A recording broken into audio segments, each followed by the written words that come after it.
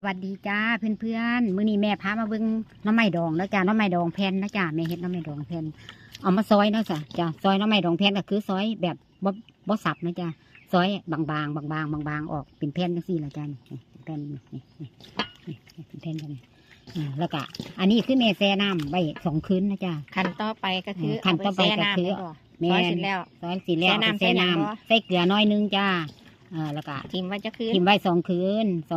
ถ้าผู้ใดมัก ถ้าผู้ใดบ่มักนิ่มมักแข็งก็นี่จากน้อยกับคืนเดียวก็ได้จ้ะแล้วแต่ สองคืนเราเป็น มัก จังใดบัดนี้ สองคืนแล้วก็เอาออกมาล้าง ล้าง อันนี้แม่ สะอาด คือล้างแล้วจ้ะเนี่ยล้างสะอาด จักเที่ย 3 น้ำล้าง3 น้ำจ้ะ3 น้ำ ล้างแล้วมาเป็นแบบนี้บ่ยาย จ้านี่แหละ อ้าว เป็นแบบนี้ ขาวตัวเลยเด้อจ้า ล้างเรียบร้อยเลยได้อจ้าสะอาดดีต่อไปกะเฮาสิ ขั้นตอน คั่น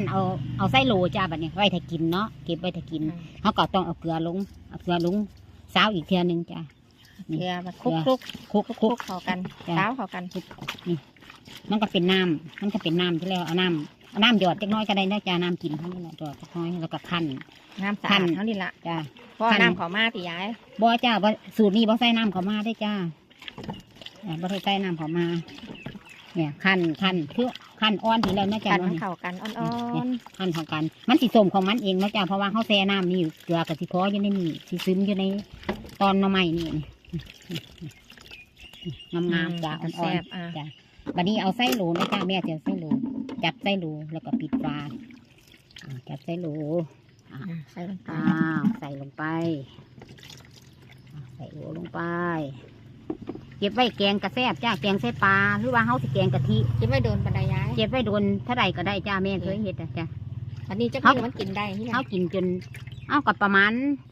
ครึ่งเดือนก็กินได้จ้า โอเค แม่เคย อาทิต แต่ ย์ ว่า 2 อาทิตย์ แม่น2 อาทิตย์กินได้เริ่มกินได้ 2 อาทิตย์ กินได้ไปเรื่อย อืม ๆจ้า